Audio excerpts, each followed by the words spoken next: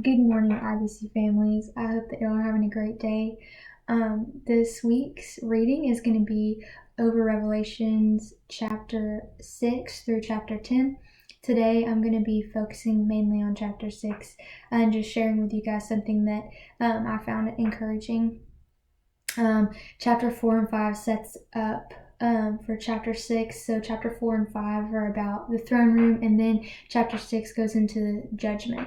And so there's 7 seals that it talks about, and they start becoming open. One of them is famine, one of them is war, one of them is death, and so on. And so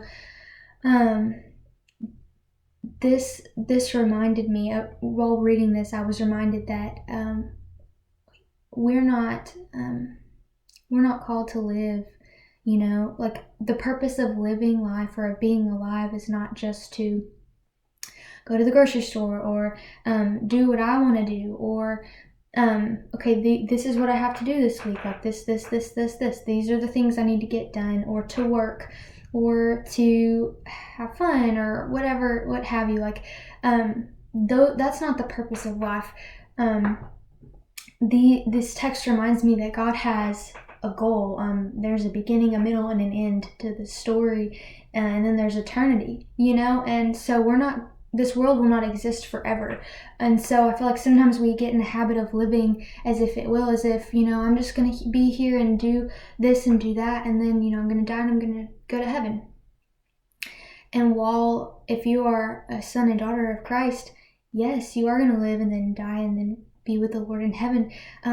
God has created you on purpose for a purpose, and your purpose is not to go get groceries or do whatever, fill in the blank. He's called us to, therefore, go and make disciples. He's called us to share the love of Christ. He's called us to be bold for his name's sake, and I think that it's super appropriate to think on these things. And going along with this text, we just had our Who's Your One Sunday, and I think that that's been a really great reminder and encouragement for us all, just that we're called to do so much more. Yes, we need to get groceries. Yes, we need to get our tires rotated, but that is not why God put you on this earth.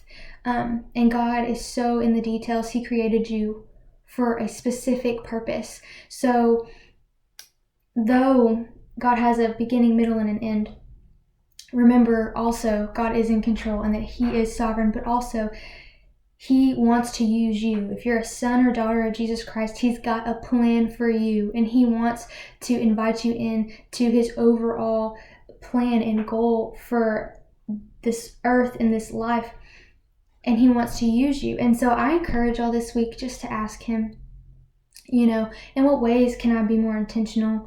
Ask him, how can you make a difference today? Because we're not promised tomorrow, So ask him, how can I make a difference today? What could I be more intentional in?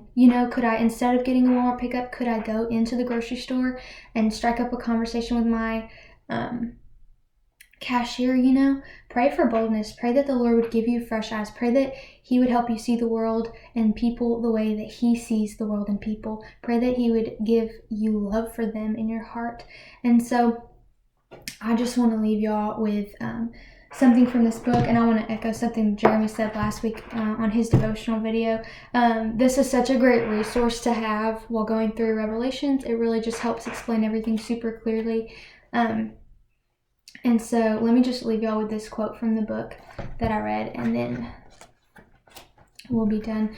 It says, the dust of death is on everything. His diagnosis is correct, and the dust will only grow thicker until our great God has accomplished his purpose. However, we should not fear or fret. He is in absolute control. The Lamb holds history in his hand. Are you trusting him? He will orchestrate each and every event according to his perfect plan. God has such a plan for the world. God has such a plan for you. Let him who is taking the world to his appropriate end do the same for you. The way may not be easy, but I promise you, you will not be disappointed. So I just wanted to encourage y'all with that. I found that a great encouragement to me. Just be praying this week and ask the Lord to open your eyes and see what ways you can better proclaim his name, and you can better live for him. And don't forget that no matter what happens, God is sovereign and he's in control. I hope that y'all have a great week.